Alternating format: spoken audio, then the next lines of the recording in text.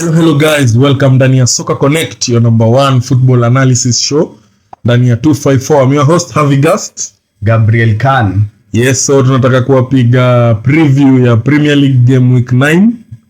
Yes, so after the international break, teams zimerudi, players wamerudi, wengine hawajarudi.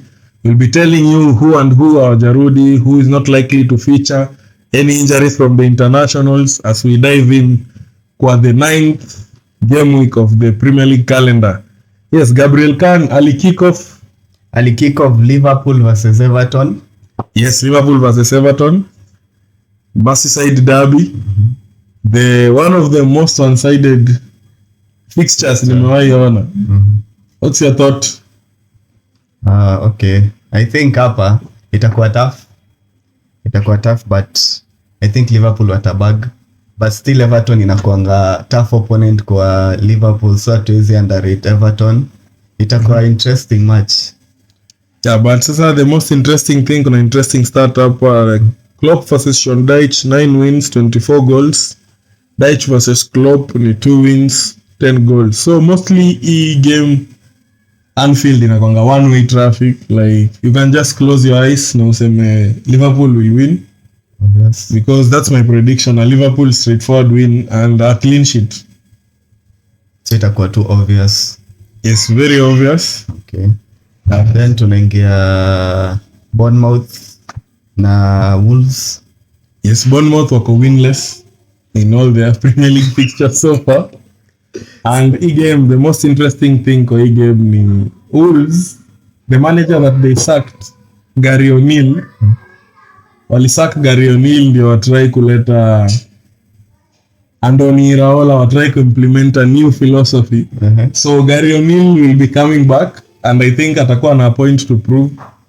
So hii game itakuwa very hotly contested. Itakuwa because Bournemouth watadhania wanaweza get one over their former manager. The former manager pia anataka itakuwa yes, itakuwa heavy.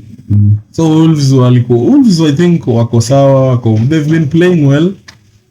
Wolves wamekuwa wakicheza fiti but results haijakuwa on their side sana, mainly because wana underperform their finishing. Sasa unaonaje hii game? Hapo sioni Bournemouth wakishinda anytime soon. Ona Gary O'Neill will get one of his former employee. Naona tu hapa Wolves watabagi hapa very easily. Kwa sababu tumefika ile stage sasa, if a manager loses, ile stage sasa managers wako karibu kuanza kuenda. Hapo na hii ndio ile stage sasa. Sasa hii ni kuchujwa, managers wanataka kuenda wengi. Panga. Yes, so sasa hii it's very unforgiving. And also I think Bournemouth will get their first win. Wolves tend to be a very funny side. Wanaweza perform hivi, alafu set games wana underperform. So wanakuanga on and off but still. But Pedro Neto ako on fire. Hey, Pedro Neto ako on fire. So he might do a few things hii game. Hiyo ni obvious. Vile ana perform. Because so far hii game, every good thing, so far hii season, every good thing ya Wolves imepitia Neto. Through Neto. One way or the other. Hiyo wing yake. So I think atakuwa a man to watch. Yes. Okay. The other 5 p.m. kickoff. Brentford versus Burnley. I mean Sheffield, Brentford versus Burnley. Yeah, so Brentford versus Burnley. I think Burnley. Nasemanga hapa weekly. Tunasemanga the same thing about Burnley. So kama you watch last episode, hatuta discuss Burnley tena. Semanga the same thing on Burnley. The company has to prioritize results over hiyo mambo mingi anataka kuweka. Tend to go to too many details, but I work. Yes, so good on the ball, but still they need to result. Sasa hivi wamefika hizo vitu zingine zote they don't matter. They just need to win. Wananitoa ataka win kamoja. Bas. But sasa I think they will still lose. Brentford are a decent Premier League side. Na pia wamekuwa on a tough form. So I think they'll really cause problems for Burnley and they will regain their winning tena against Burnley. Yeah, true. Yes. Then tuko na Man City versus Brighton. Man City versus Brighton. This one will be a very interesting watch for neutrals because both teams zinacheza an interesting style of football. Kila mtu anataka kuwa front foot. Kila mtu anataka kudominate opposition, kila mtu anataka kupress the opposition. Everyone wants the ball. Everyone wants to keep the ball. Yeah, so it will be a very good matchup. Unaonaje hii game? I think itakuwa interesting, but still at the end of the day, City watabag. Una back Haaland ku break his. Unajua Haaland is so good designers kufunga kitu kama 4 games ni drought. Na kuna watu wanaenda hata 10 na wafunge na ni striker. Yes. But still pia naona atakauka. Bado itakuwa ngumu. So kijua tu akikauka hata kauka the next 2 weeks. This is the most anaweza kauka. Any the most. Yes. Bado sioni. I also back City to win. 3-1 my prediction. My prediction is City itakuwa 3-1. Yeah, so Foden has scored. My prediction, Foden tends to have a good game against Brighton. So I think na sahi anacheza weekly. He's getting game time every week. Yeah, so he might as well do what he usually does against Brighton. I think he will very much. Probability iko juu. Yes, so to FPL hapo mnaweza sign Phil Foden. He tends to perform very well. Alvarez pia finally anaweza kuwa ametoka penitentiary prison. The last game he was nowhere to be seen. And he's been really performing kwa hii drought ya Haaland. So he might also do a few good things for a while. And considering pia Rodri will be back. Yes, the biggest miss so far. Yani hiyo inaonesha vile Man City wako ukiecho in words za Zinchenko alisema Rodri is the glue that holds that City team together. And to me notice with the few games amekuwa missing against Wolves, against Arsenal, Newcastle in the cup. Exactly, imekuwa tough. So the City have lost 3 in the last 4. Now the only one they've won in Champions League and Rodri alikuwa, so you can't overlook it. Yeah. He is a very integral piece in that City team. True. So hapo mimi I'll go City win. City. Okay. Probably City. Tuko na Newcastle Crystal Palace. I think Newcastle will beat Palace. Yeah. Sioni anything else. Sidhani itakuwa surprising game. I think itakuwa Newcastle. Yeah, St. James Park is a very tough place to go, especially for easy team dogo Crystal Palace. And then but interestingly Crystal Palace, they're one of the best defensive sides in the league. Sound they're one of the most clean sheets currently. So they don't concede easily. So they'll try make it tough for Newcastle, but I think what a break. Newcastle will get the business done.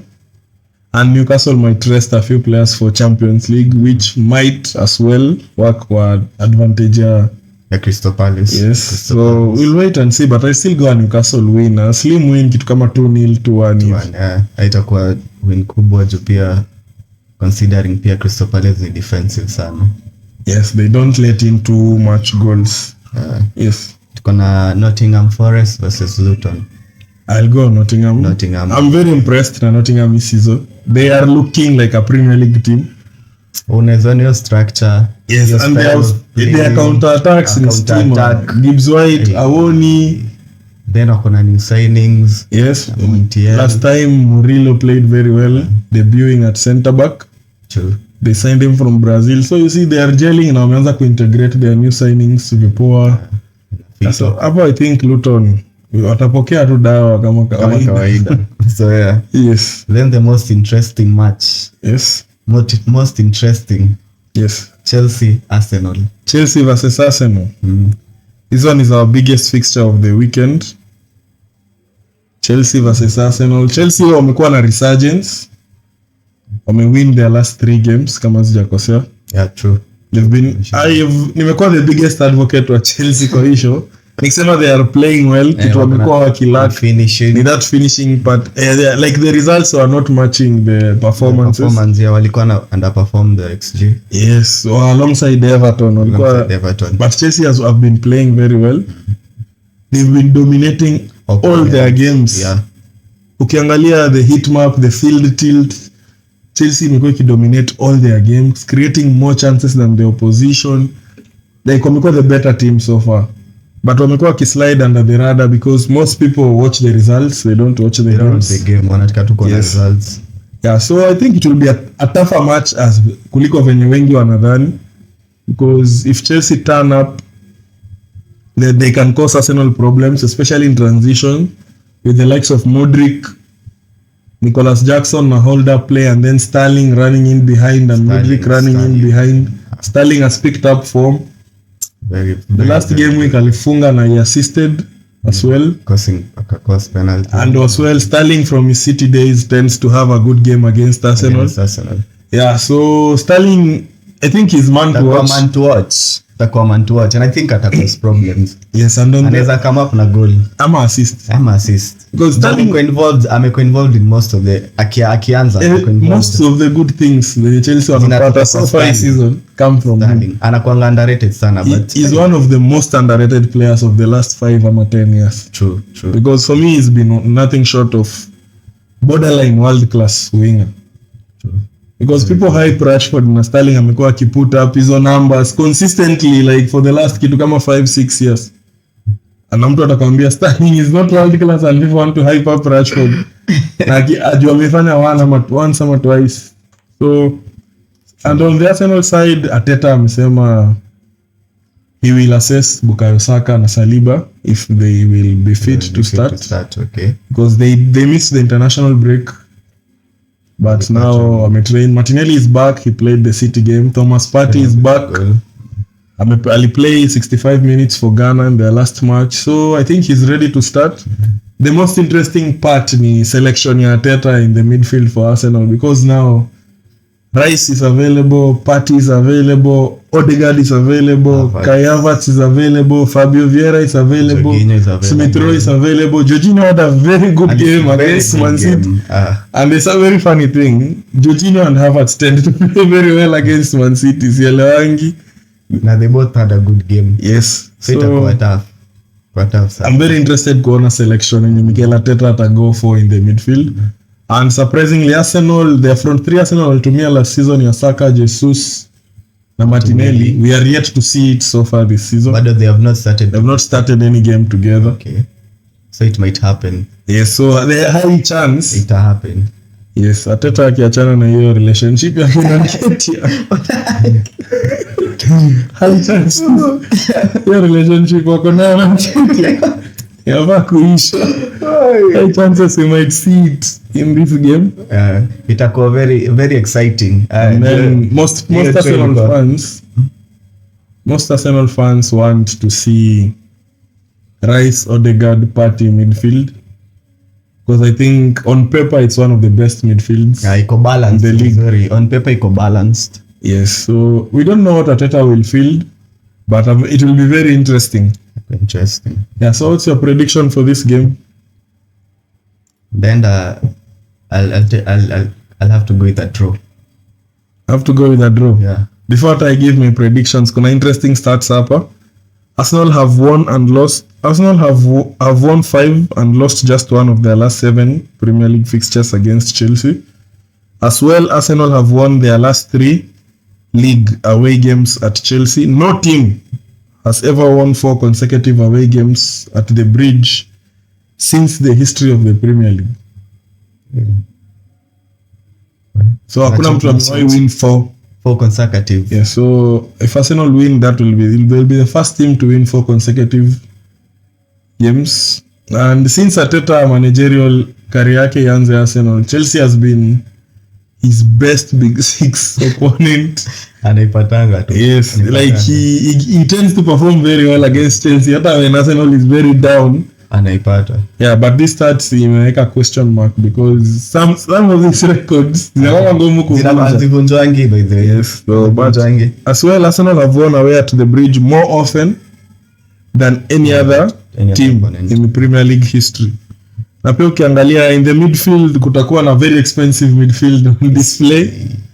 Kutakuwa na very expensive midfielders on display because there could be 100 million midfielders on the pitch at Stamford Bridge on Saturday.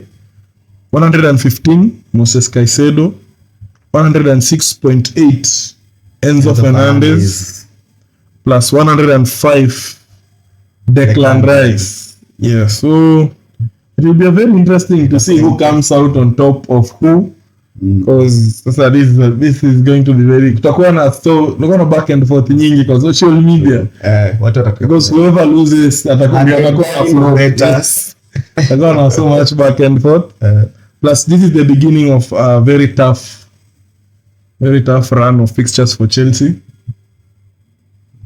Yes, like ni kama watu wanasema wanaenta black spot. Anaenta black spot, but I think they'll make it out of here. Wameanza kuperform. I think they'll make it out of here because if you see they're playing Arsenal at home, Brentford they will also be at home, Tottenham away. After Tottenham they play Manchester City, and then they play Newcastle away, and then they play Brighton, and then they play Man United. This is Chelsea's next 7 fixtures. I think watashinda 2 hivi. So what I'm sure in my history ya kuona mpira they can't lose all these games. So kuna mtu tu watakufa na mtu wapatikana. Yes, watakufa na watu hata si mtu. Watakufa na watu. And the way Chelsea are playing football is interesting. They are playing very well. Poch is a very good manager. True. They just need to give him time. Yeah, so I think my prediction, it will be a closely contested game. But I think if the best of both teams turn up, I think Arsenal edges it 2-1. Itakuwa slim. Sidhani itakuwa 3-0 hiyo tuliona, 3-1 hiyo tuliona last season at Emirates. Competitive. Last season at the Bridge, Arsenal won 1-0, but the scoreline didn't tell the real story. It looked like a 3-4. True. Yeah, so I think Arsenal will edge it kidogo to 2-1 because Chelsea are a very good footballing side. So, and Arsenal fans have been getting cocky sana. So, like the players should approach this game with respect, but don't give Chelsea too much respect. Just respect the opposition, play your game, a professional performance. Namalize kazi.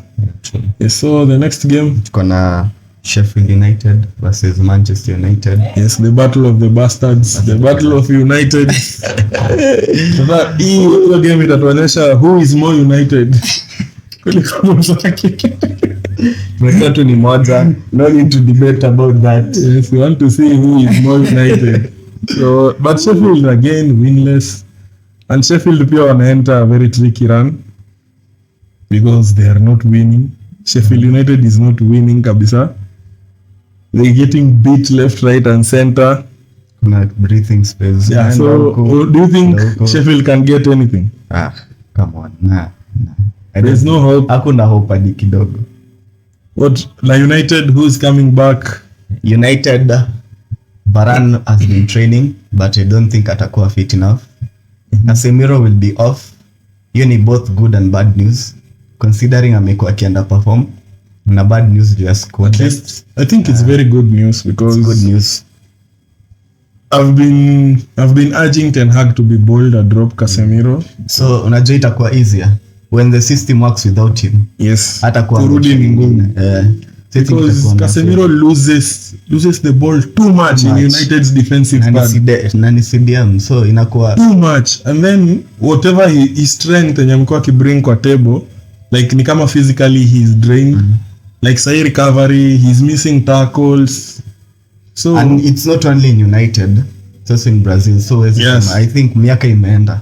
Yes, like the first game ya Brazil alikuwa na tackle success rate ya 39%. Unajua hiyo ndio strength yake. Hiyo ndio strength. Hiyo ndio ana offer. That's what he offers. So kama he offer vizuri, you have nothing. Yes. So sahi it's looking peak. Alafu unaangalia Sheffield pia wanaingia salga yao. So Sheffield wanaanza na Man United, and then their next fixture is Arsenal, and then Wolves, and then Brighton.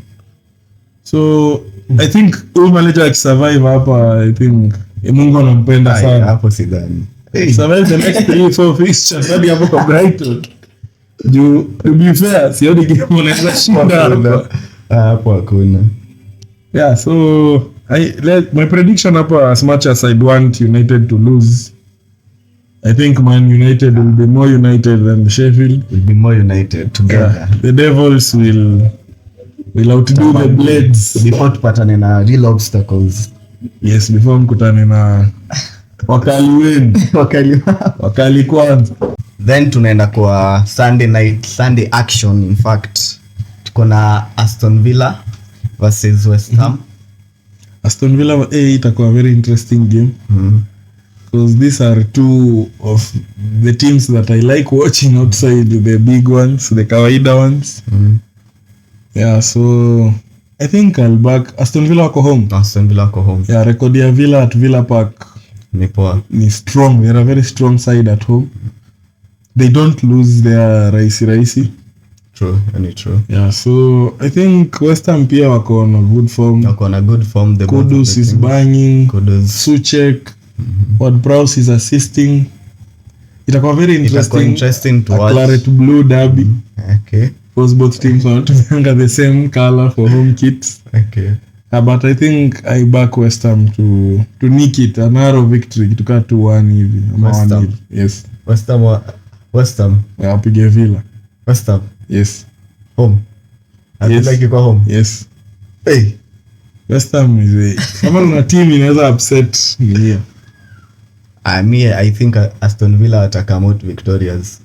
Though itakuwa competitive 4-1, 4-3. 4-3. Premier League classic. Yeah. 3-2. Mimi nitaback West Ham to get the job done. But still ni sawa. Yes. Diving into the last fixture on Monday. Yes. Kuna Tottenham versus Fulham. Tottenham have been flying still unbeaten, and this one is a London derby as well. So Richarlison anakan kama anarudisha confidence, although he was dropped for Brazil international break. I don't know how much that will affect his confidence. Alikuwa ameanza kukaa anacheza vizuri. Bissouma will be missing, alipata red card game ya Luton. Yeah. So he's been very integral to the way Spurs are playing sahi. So we will wait and see how much that one, but I think it's going to be a big miss. Bissouma but still wako na Højbjerg mwenye amekuwa. It's not the same level. It's not the same quality. Haezi cheza the way Bissouma plays, baiting and beating press, carrying the ball, especially carrying the ball. Yeah, so let's see when you attack hiyo one game. Yeah, and then I think Spurs wamekuwa wakicheza vizuri. So what do you think about this game? Straightforward. Spurs win, clean sheet. Fulham wamekuwa wakistruggle sana. So I think Fulham might try fight, but it's been very poor. Wamekuwa poor. I don't think wako na on paper sidhani kuna any chance. Hata mimi on paper I think I'll go for a Spurs win. They will continue their unbeaten streak. Yeah, so now before tumalizie, kuna some interesting stats so far in the Premier League yenye tungeguzia. Bruno Fernandes amecheza 720 minutes, create 22 chances created na attempt 25 shots. James Maddison amecheza 672 minutes so far, attempted 23 shots, create 25 chances. Sound you among the top kwa chances created. Only two have attempted 20 shots and created 20 plus chances in the Premier League so far this season. Bruno Fernandes and James Maddison. Bruno 22 chances created, Madas 25. Bruno 25 shots attempted, Madas 23. Pia ukiangalia other leaders kwa stats, most goals scored, of course top scorer ni Erling Haaland with 8 goals. Most assists ni Maddison, I think wako tied na Trippier as well on 5. Most clean sheets Sam Johnston on 4. Most shots attempted, of course, Haaland. Most chances created, Kieran Trippier, 27. Okay. Yeah, he's having a season kama ile ya prime Trent. True. Most saves made ni Wes Foderingham, the Sheffield goalkeeper. Yeah, so and then Haaland akona most XG. He has the leading XG, 7.94. Hii XG ni nyingi kuliko ya other teams combined, ya Haaland peke yake. Then most expected assists, Bruno Fernandes 3.1 assists. Most goals prevented, Jose Sa 3.24 goals. He's usually a good shot stopper. Most tackles completed, Eberechi Eze complete 27. Most tackles made, Marvelous Nakamba, of course, for Luton. Most interceptions, Mario Lemina ana rejuvenate career yake after alikuwa very promising akiwa Juventus, and then his career ikaenda na downward spiral, hata alifail mahali kama Soton, so akarudi France, and then now he's back at Wolves. I'm happy for him, and I try to rejuvenate his career. Most duels won, Jordan Ayew. I could hear hata singe guess in my wildest dreams. Most aerial duels won, Carlton Morris. He's very good in there. Luton, if you've watched Luton. Most fouls won, again, Jordan Ayew. Most clearances ni Ethan Pinnock of Brentford. Most opposition shots blocked, Naif Aguerd, very good player. Most fouls committed, Lucas Paqueta. Most touches, tukona Lewis Dunk wa Brighton so far. Most touches? Yes. Most touches in the opposition box, Raheem Sterling, 82. Most possession won, Paqueta, 69. Most possession won in the defensive third, Tyreek Mitchell. He's usually a very good defender. Most possession won in the mid third, Marvelous Nakamba. He is usually a very good tackler. This one, he tries. Most possession won at attacking third, Conor Gallagher. He works so hard. When you watch, yes, most of these stats I think zina confirm na eye test. Most fast breaks, Musa Diaby, Aston Villa. Most keeper sweeping, guess nani ana lead? Andre Onana. Nikipa Aston Villa Emi Martinez. Hii ndio imenishtua kidogo. Most high claims, Jose Sa. Most passes completed, Thiago Silva. Most final third passes, Bruno Fernandes, 229. Most big chances created, Mo Salah. Game yake sahi, Salah is a very good creator. Yeah, true. Like kama ile pass alipigia Luis Diaz game ya Spurs. That was a very brilliant pass. Most crosses attempted, Alfie Doughty wa Luton. Most final third entries, Joachim Andersen with 104. Most penalty area entries, 105, James Maddison. Most through balls, 13, Paqueta. Most flick-ons, Carlton Morris, 26. Most layoffs, Julian Alvarez with 19. Kama jazi yake. Kama avangi 19. Yeah, so tukimalizia show, thank you very much for the support. Tupatane next week kwa Champions League preview, match day 3. Mambo imechemka, the table is looking big. Teams zimeanza kuingia the must win zone. So thank you very much for the support. Thank you very much. Share the video, like the video, tell us your thoughts on the comment. Soccer Connect, where the game comes alive.